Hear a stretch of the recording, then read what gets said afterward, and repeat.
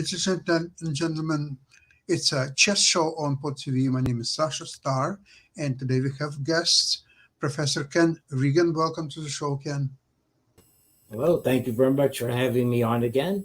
Nice Great to have Thursday. you always. And Jim Ead from Ead Foundation. Welcome to the show, Jim. Thank you for having me, Sasha.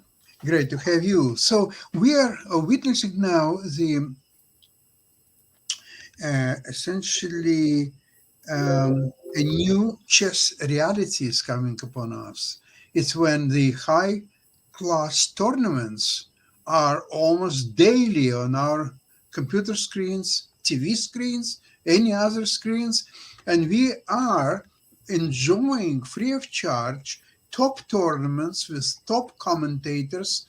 And this is amazing because I remember in old days when you have to travel somewhere to witness top tournaments or world championship matches. Right now, it's all coming to your living room and it's on your screen. Yeah. Jim, what's your experience about this? It's amazing. I remember back in the 90s when Kasparov and Karpov were playing, you could log on to AOL that time, and you got charged per minute to watch the games.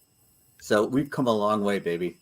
Ken, what's your experience? So my experience, going back even 10 years. So I remember playing in a Goichberg tournament while Nixich, the tournament there, was going on, where Kasparov had his, one of his early amazing results.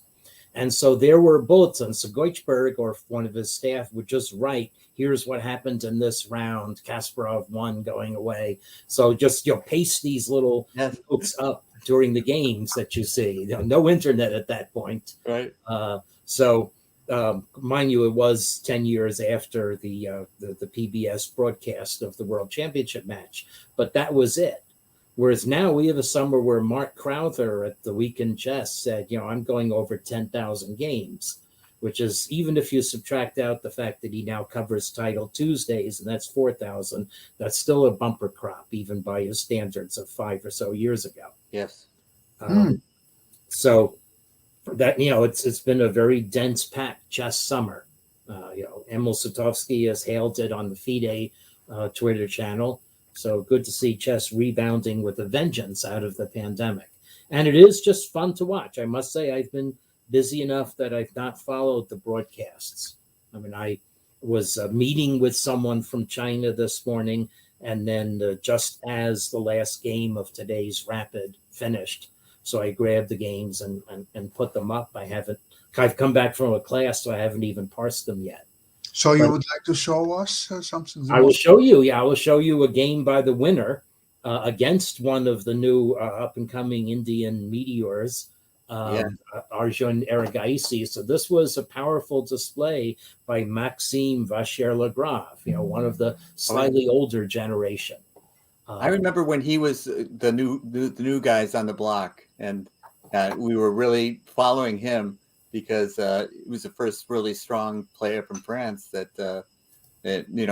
so International Master Mark Leski was in the Bay Area at the time. He was from France, and so we were following him. But that seems like yesterday, and now he's one of the old guard. And I remember That's right. times when Magnus Carlsen had some problems with Maxime Vachier-Lagrave. I remember he beat him actually on a few occasions too. So this is very strong player. Vachier-Lagrave has been 2,800 plus. He's one of that select club, right? So as I said, he won by what, 1.5 points, I think. I have to look at the standings. Certainly going away. So this was the game that essentially settled matters in the 8th round against Arjun Erigaisi, a young player. I have him over 2,700 on my own rating estimations. And, Petrov, not necessarily a draw, is not anymore, right? One of the morals of this game. So White plays, maybe you could say one of the more enterprising lines. And Black plays Queen D7. This is already theory that I'm unfamiliar with. Me too. I'm out of the book. Yeah. but white is certainly mixing it up. I mean, white has to calculate that black can't profitably play c5. Let's see what the engine says. And the engine says that there's a flaw with c5. So now black plays queen e7. I mean, black is going to win this game. So I'm sure that there is some divine logic between moving the queen from d8 to d7 and then e7. Well, the obvious thing is that the knight moving to d4 made the e-pawn hanging just Right. now protected. But yeah, it's a mysterious opening to me so far. Right. White is protected with the other knight. But this is already a highly original position. And white goes after black's queen side. Black guards c7 by moving the knight there. I'm sure there's a reason. And it seems to me, I know that you haven't had a chance to look at it, but it seems to me as though white is playing like it's a must win. That could be. I think that's probably right. And black, however, though, did black play one of the drawerish lines of the Petrov? I guess maybe d4 and d takes e5 are white's decisions to play up the moves. So yeah, so white. So this is an interesting combination. Right. So the reason why this doesn't work for black does not have anything to do with the bishop possibly coming to f4 and hitting c7. It's that there's this sham combination that wins back the pawn right away. Yeah. And although it actually wins it wins a pawn. It wins a pawn, period, because you win the c pawn and you've got 3 against 2 on the queen side. And it kind of embarrasses black's position too. Yes. Yeah. So black plays knight b6. I imagine the players have prepared even the sort of unorthodox line out to here. So now we're playing somewhat more normal Petrov themes. White is trying to profit from black having a knight on e4 that might be unstable. But now we don't have to worry about the unstable knight on e4 because it can take a knight on c3. Again, this does not look like a Petrov to me anymore. It's, kings on opposite sides, and it's who gets in first kind of. No, game. actually, white's position looks like Petrov, but black doesn't. Yeah. That's right. correct, Sasha. Yeah. Or it's hard to tell what you would call this. Maybe a dream Scandinavian? No, no, never mind. Not a Scandinavian. But Whoa, look at this. Look at this. We're going to attack white's king on the king side. We don't care about lines being ripped open on the queen side. The pin on the d file holds the structure of the position, so you can't take on e4. Right. Okay. Yeah, this is powerful play by black. Because those are 2 nice pawns on t5 and f5, and the knight on e4. Okay, so are we losing in exchange? I don't think it's black. What's happened here? Yeah. We're going to just trade down, and so this now again, black still has his trumps. Better center, play against white's king on the king side, bishop against knight, and the bishop, which hadn't moved until just now, is actually very strong. Yeah. Okay, so this is so now we've expended the bishop to ruin white's pawn structure, and we can start attacking it right away. Now, I don't know if this is one, but black's got all the winning chances, right? Yeah. And black's trump is going to be that white really can't guard the A file very well. It's a common theme in positions where you have a structure like this. Yes. Okay. It's got to be an opening victory, no matter how, even if queen d7, queen e7 looks strange to us. It's a victory of the opening preparation, if nothing else. Yeah. So now coming down, I guess white didn't want any of various checks to happen, so black just piles in here. So white's majority on the king side is not going anywhere.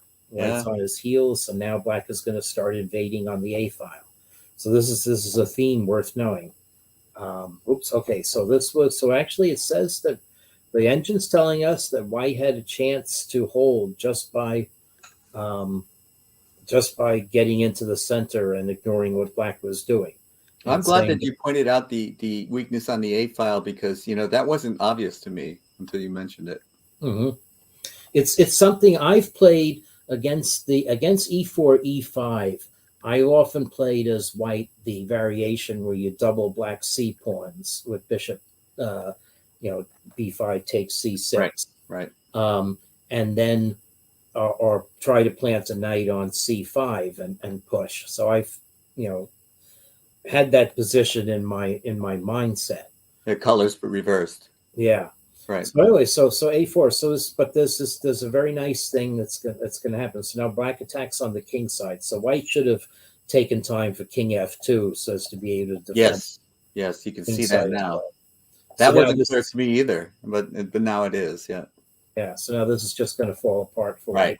white. Right. Well, it's just a matter of how black is able to strike a blow. So white at least gets the rook a little active, but is pinned down to guardian the knight that way. Oh yeah. And You just can't be happy in this kind of position. no, now you've lost the a pawn. Yeah. And so we're gonna come down with our a pawn as soon as you stop Oh, checking us. It's pure torture now. Yeah. And rook had to move off and stop checking because it was Yeah, getting good the night. knight. And this is where white gave up. So powerful play by black. Yep.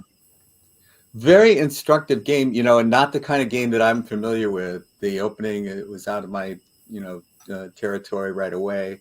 The queen d7, put me out of anything that I was familiar with. And then, but it looked like white was being aggressive in the opening. Black really took control quickly. Right. Yeah. So it was very instructive to me. I'd like to play that over and look at it longer. Yeah. Curious to analyze how much of this was preparation and how much of this was just brought out. I'm going to say that was in the 7th round. In the 8th round, this was the game that iced it against Pentala Harikrishna, who's also a highly enterprising player, at least by my metrics. Yes. But these are both Indian players, right? Yeah, both. Yes, these are both Indian players. Harikrishna has had success. I think he did well in the Isle of Man Grand Swiss in 2019. So we're going to play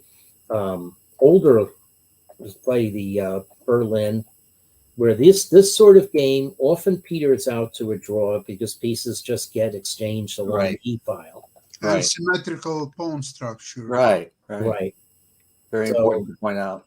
So the question is, are there ways for white to complicate, to try to push here? And I have to say, maybe I'm not so familiar with the knight c4. No, I guess this is fairly normal way of playing. So let's just see how white is able to create enterprising chances. So white gets the e-file, but black can challenge it, and we're gonna. So white stops trades on the e-file. Okay, so maybe this is a plan. Maybe bringing the knight to e3 forces black back. Well, The engine's always indicating us a nagging little edge for white. yeah, you can understand that. It's not. Yeah. It's not anything that I would think it would be winning, but it's a little bit of a space advantage. Right, but this is actually the decisive moment. No kidding. Yeah, no kidding. So black should block on e7 with the bishop. That seems like the natural, normal move. Yeah, rook e8 sounds like a completely natural, normal move, but now actually black is not going to be able to defend against right. f4. Is what the so what it is true. Black does not have sufficient control of the f5 square. Playing f5, that probably gets blown up by g4. Probably. Actually, it doesn't. No, actually, it's just not defending. So that's the favorite problem of rook e8 is that Right. f5 is just not defending. So this is a lot of trouble for black right away. Black's going to get rolled. Holy smokes. Yeah, this position. Actually, Bishop b7. Benjamin says that giving up the pawn by f5 is actually the best move, or do some sort of desperado sacrifice. So this is bad news. Not had that quick. Wow. Yeah, but this is So rook f8 is like a double question mark almost. Yeah. It's like rook bishop e7 seems like the natural response. I'm not sure why you would play rook e8, but it doesn't look like it would be a blunder, but it is. yeah. So white took advantage of the f5 square, being available. but maybe this move maybe bites on air. So let's see. So black played. So all white Oh, did so he didn't play F4. So this not is. play F4. I see. Oh, okay. So both players missed it. Yes, both players missed it. But now black plays H6. It is noticeable when some fairly natural moves, making luft, are bad. It means that the playing tactics are really helping white. And I should have used my spider sense to say what is white's good move in this position. Of course, it's F4. Yeah. So let's see. So did Vachier-Lagrave play it? No. Vachier-Lagrave played and knocked the bishop back. They're both missing it.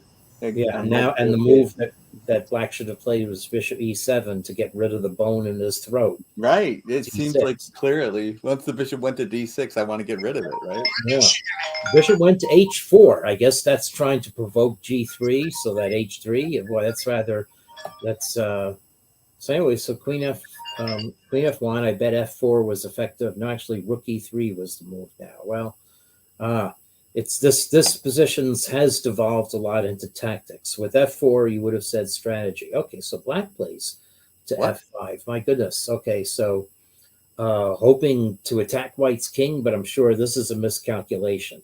So black is calculating that if queen E1 check and bishop takes F2, white will not be able to stop the mate. So it's a calculation test.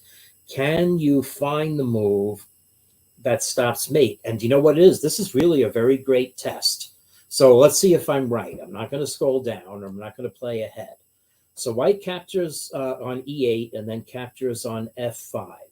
Black goes queen E1 check. White goes king H2. Black captures on F2. And black is thinking, you can't stop queen G1 mate. How can you stop it? Queen B1.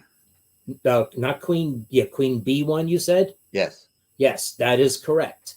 A retreating move because it's supported by the bishop and because white really has nothing to fear from black going bishop G1 check because there's no effective discovery with the bishop.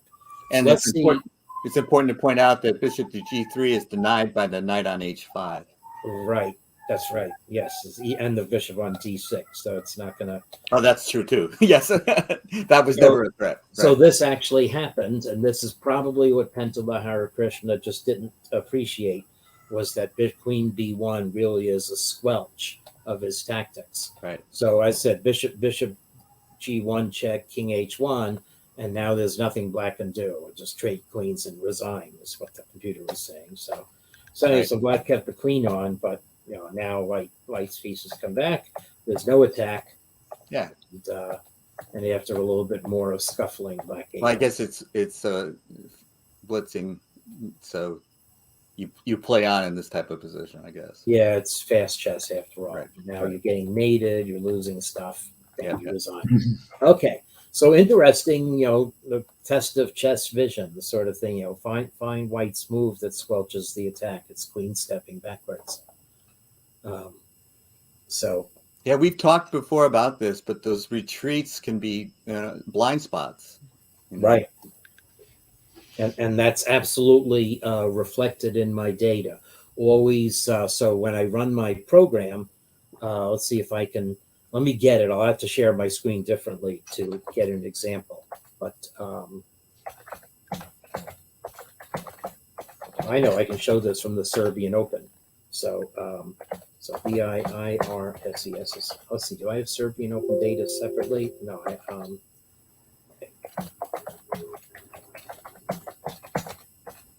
The Serbian Open was a recent huge tournament where, bless their souls, they recorded all the games, not just the ones on the broadcast board. Oops, I don't have it in my main. Okay, so I only have it then in subsidiary, and that means I may not have. Let's see, maybe I did. Let's see.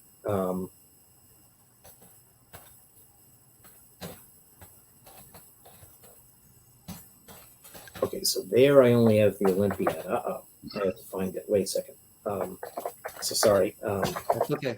You can talk about other things while I'm hacking around on my computer. Yeah, and Sasha, you were talking about how chess has changed in that, you know, we could follow these games, but also that it's no longer just the one time control that we're watching. We're watching all sorts of different time controls. And some of and them are, and tournament of different kinds, like round robin, probably is a thing of the past. my Except favorite kind of you Mhm. know, I was a big fan of round robins and match play, and those seem to be like the things of the past. Yeah. But these types of knockout tournaments, they're wonderfully exciting too. very exciting, yeah. And Yeah. match play was very popular in the beginning of 19th or 20th centuries, rather. Yeah. They were watched by several people, and they were very excited that the two-man. See, the chess has been designed as a one-on-one play. It's a pure Yes. play, and now the team play is slowly taken over for various reasons, including corporate, financial, perhaps, and some others. True. The only thing is what I don't like about team play, because, okay, when you have even this women's European Championship, okay, you understand how the teams were formed, the purpose, and so on. Now, when you have a kind of a pickup team, all of a sudden you take one guy from one country, another guy, girl from yet another country, and so on. I don't understand the principle. Why are they playing for the same team? What do they have in common? Why do they play for the team and so on? Yeah. So this is Well, you not know, and fun. in the United States, we have team sports where people are picked from different colleges, and they you know, they don't have anything in common other than they're on the same team. And plus, they can get traded. They can go to different teams in their career. It's rare that you see one player on the same team for his entire career anymore. So, you know, these types of things don't upset me. Maybe they don't seem as unnatural to me as they do to you. But the idea of team competition in general, I know that my still one of my favorite things was my high school team. You know, we went to the state finals, and we had never finished higher than last place in the qualifying tournament prior to my getting there. And we went all the way to the finals. And so it was a big deal. And you're rooting for your teammates as much as you are for yourself, you know, and it's a very different kind of atmosphere. And I played in the U.S. Amateur Team East, a great tournament run by Stephen Doyle from New Jersey. And, you know, these team competitions, you're not just in it for yourself. It's not just that one-on-one that we all grew up with, you know. Jim, I appreciate it, and I played many years ago in some team competition. But look, let's get real. Chess is individual game. Yes. Number one. Number two, when you have team competition, let's say if you'll take soccer, let's say you take Manchester United and they're all playing together and there is a strategy, a team, and so on. Let's see a coach decided that they need, say, left defender, and that would cement the defense, and then it would also strengthen the attack on the right wing or so on. So there is a lot of team strategy which one single player can do. A lot of changes, improvements, or so on. That's not such a case in chess. You're absolutely right. The grandmasters, so they're playing their individual game, unless they will change a rule like a Bockhaus chess or No, something. you're absolutely right. I agree with that completely, because, you know, as a team captain, I would be looking at a lower board and thinking, oh my God, I wish I could just tell him what to do, you know, but you can't. So it's like one of those things where there isn't really, like, you don't have like teams that mesh together better than other teams. It's just random games put together in a random group. I have what I want to show ready.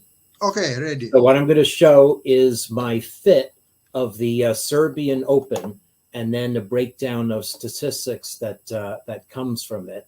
So I'll just share my entire screen. Okay. So, oops, here we go. Okay. So now sharing my entire screen, I'll minimize this.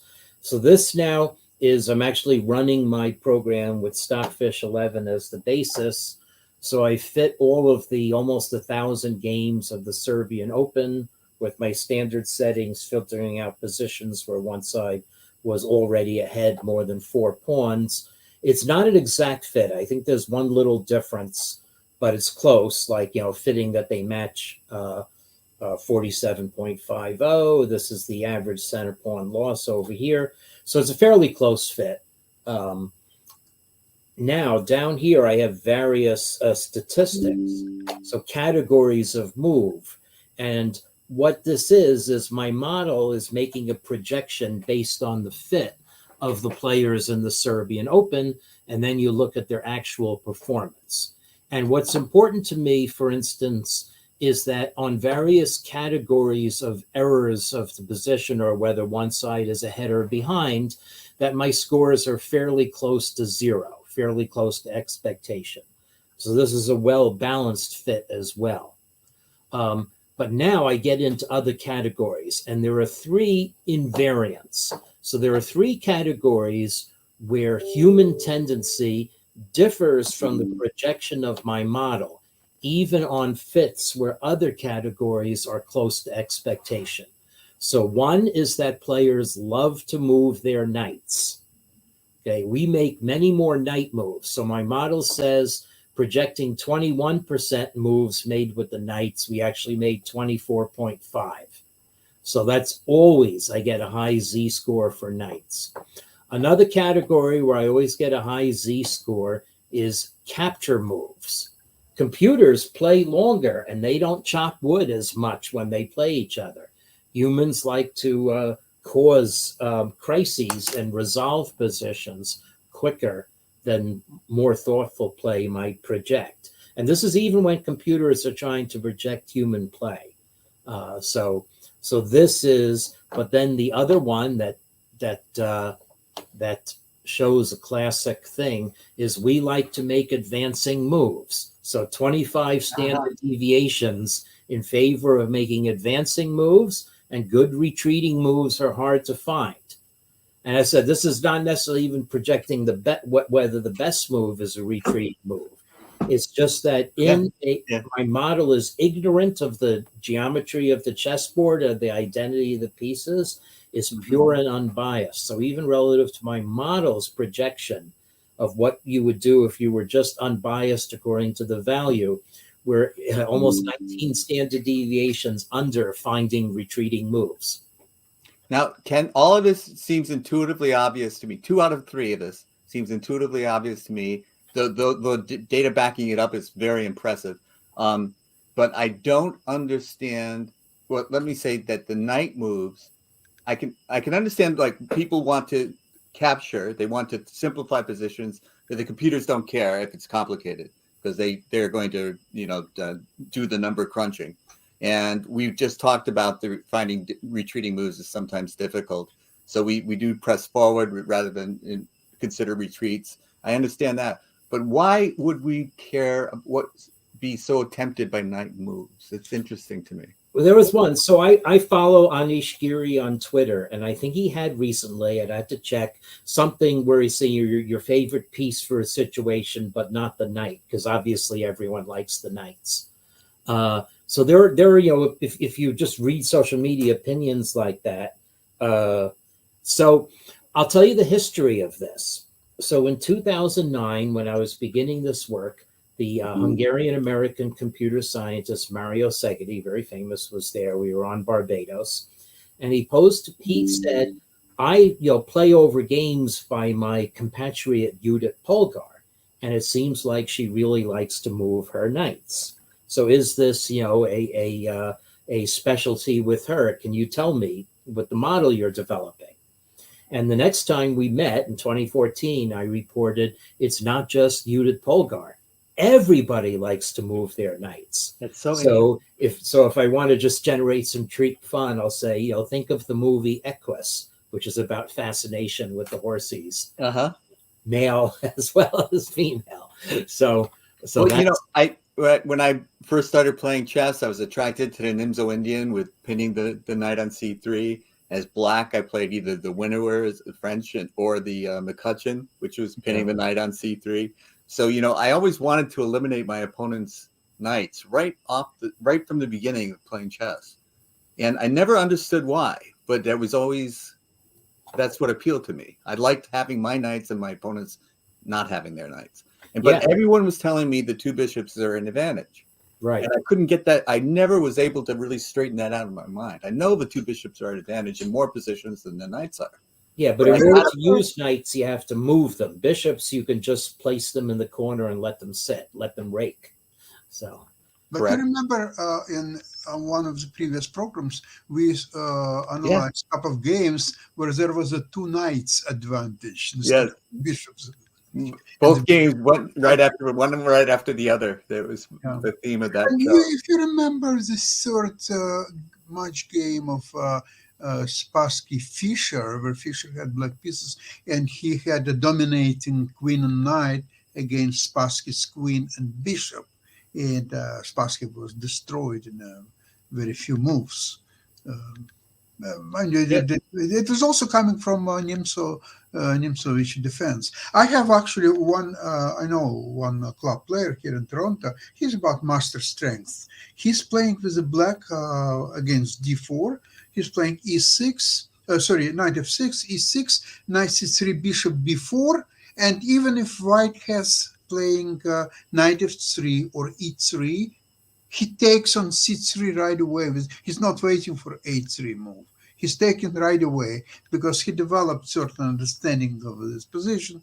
I wouldn't say that he's a super strong player, obviously. His rating is but still 2250 maybe or so. But he just understand. I think this position he's playing probably 100 points stronger than his rating suggests. He just learned a little bit about it, watched a few games, played a few games. So I think it's all of us should find an opening which suits your I couldn't agree more. Aesthetic taste, that you enjoy playing it and so on. And if you happen to play and enjoy Queen d7 and then Queen e7, nothing wrong with that. Nothing wrong. Just enjoy yourself, and you can pick up some strong Grandmaster scalps. Well, with that, I would like to thank you so much for today's program, and we'll see you same place, same time next week. Fascinating data, Ken. Thank you. Yeah, one point of the data is it was fresh data. I hadn't examined it before. So I'm telling you, I see this regularly. And there is a question of whether I should remove this bias from my model instead of leaving it as a theorem, but I try to keep things simplest. So wonderful. Well done. Thank you. Yep. Okay. See you. Bye-bye, everybody. Bye-bye.